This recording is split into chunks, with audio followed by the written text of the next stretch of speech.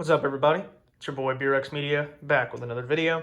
And in today's episode of Blu-ray series, we are going to be reviewing my Blu-ray and DVD combo pack of Dune. Now, this is one of my favorite movies. I absolutely love this movie. So, let's get into the essentials here. It was directed by Denis Villenueve. I believe I'm pronouncing that correctly. If I'm not, feel free to roast me in the comments.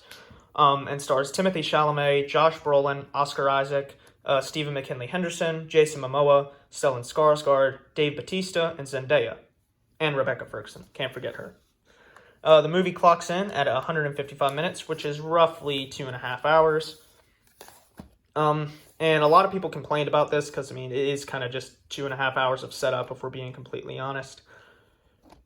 But that just makes you even more excited for Dune Part 2, because, this is 2.5 hours of backstory.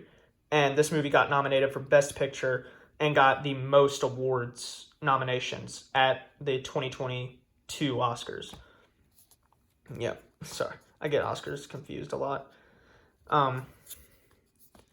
So, the movie was produced by Legendary Pictures and distributed by Warner Brothers Pictures and released on home media by Studio Distribution Services. Let's pop it out of a slipcase here.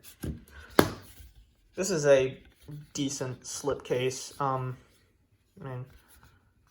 It's okay. It's a little messed up right there, though.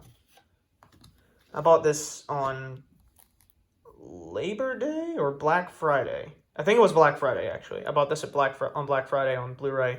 Just saw it sitting there. It was $10 and said, you know what? I want to grab it. Let's open it up, take a look at the internals here.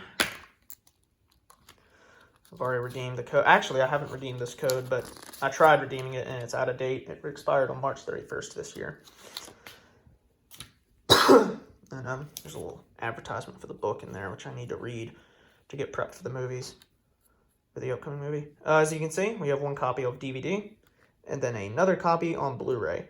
And I believe these special features are exclusive to the Blu-ray, but they could also be on the DVD. I don't know. I've only tested the Blu-ray version of this. I don't really watch DVDs now since I have a Blu-ray player.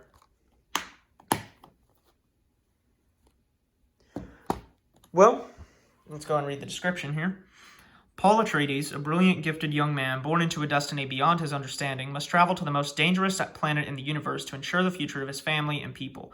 As malevolent forces explode into conflict of the planet's exclusive supply of the most precious resource in existence, only those who can conquer their fear will survive. See, we got our credits here. I forgot Javier Bardem is in this movie. Great actor. If you haven't seen No Country for Old Men, definitely watch that. So, this was my favorite movie of 2021. And as I said in my Interstellar video, it's like, man, this got snubbed for Best Picture, but who knows? Look, if this one got nominated for Best Picture, I think Dune Part 2 has a really good chance of getting nominated as well, if not winning, if Part 2 is just as good as this. This is just a actual masterpiece. It got nominated for a lot of awards. I think it got nominated for Best Picture, Best Director, Best Visual Effects, and then I think Supporting Actor or Supporting Actress, one of the two.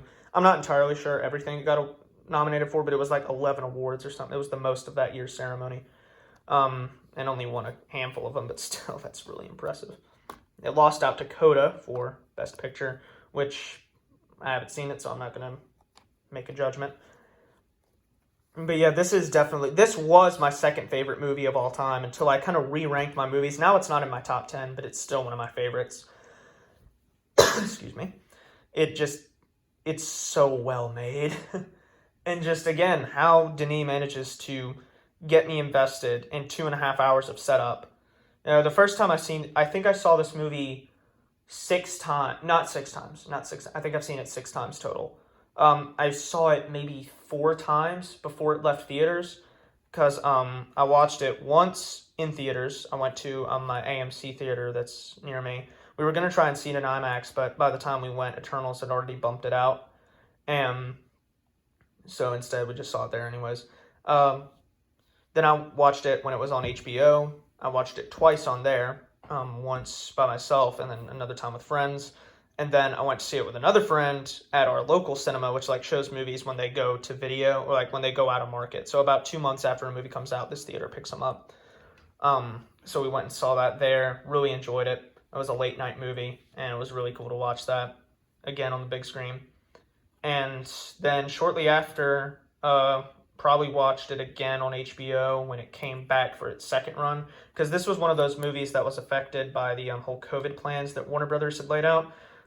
What they did was they would release movies in theaters and on HBO Max for 30 days. Like they would stay in theaters, I think, for 2 months, and then they would leave, and then it would be on HBO Max for 30 days, then it would leave, and then it would come back for, your traditional streaming release. But yeah, this is a great movie. Acting is great, direction is great, it has wide sweeping shots, it's filmed in IMAX. The sequel is filmed entirely in IMAX. I believe this was just some of the wide shots were filmed in IMAX for this one, whereas in the second one, it's like all IMAX. So I'm definitely going to go see the new one opening night in IMAX. I'll be taking off work. I'll be making sure I get my college stuff done early, so I can just go and see it.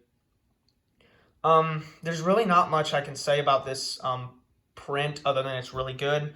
I've yet to get a Blu-ray print that I am unsatisfied with.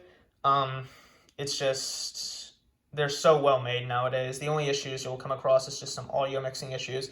And also some of the shots, like in IMAX, they compressed some of the shots for the DVD, for the Blu-ray release. Because when we saw this in theaters, some of the shots didn't look right, because you could tell this was made for IMAX. But it seems on the home video release, they fixed those up or got them optimized for traditional screens. And you can sort of tell, because, there were some scenes in the theater, it would just be like zoomed in on a shot, and I couldn't tell what they were looking at. And then I get to see it on home video, and it's like, oh, that's what they were looking at.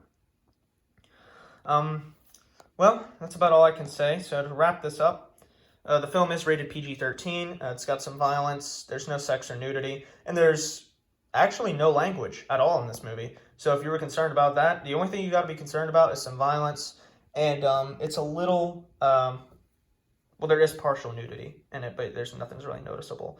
And it's a little scary at times. But other than that, it is an action-packed spectacle that you should definitely watch. If you have Max or whatever it's called nowadays, definitely check it out. Or pick up a Blu-ray copy and see the whole thing in uncompressed glory.